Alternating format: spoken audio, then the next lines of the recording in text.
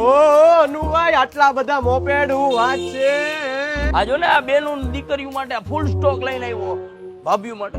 તું તારી ઘરવાળીને એકાદું લઈ દે. હું છે ને એને બેટરી વાળું લઈ દેવાનું વિચારું. ખબર કેટલાનું આવે? ના તું ગમે એ કંપનીનું લઈશ ને તો 1.5 લાખથી 1.5 લાખ રૂપિયાનું આવશે. અને મારે ત્યાં 75 માં તો જલો અને આજે નહીં કાયમી. હા પણ પેટ્રોલ ની ઉપાધિ તો નહીં ને. હવે કાકા બાયું ને હલાવું અહીંયા જીરીક અને હું પેટ્રોલ ના હિસાબ કરત. હું જીરીક બાબા બાયુ ને કેટલા કામો એ તમને ખબર છે?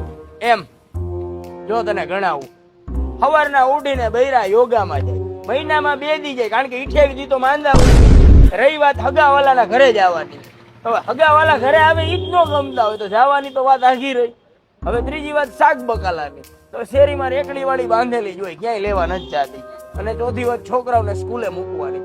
ભલે ઓને વેકેશન ની ફી દેવી પડે વાન વાળાને, પણ બંધાવશે તો વાન જ મૂકવા. કોઈ ન ગમે રોજ જવું. એટલે તારે મહિનાનું ગણ ને તો ખાલી 800 થી 1000 રૂપિયાનું તું 1.5 લાખ રૂપિયા એમાં નાખીશ.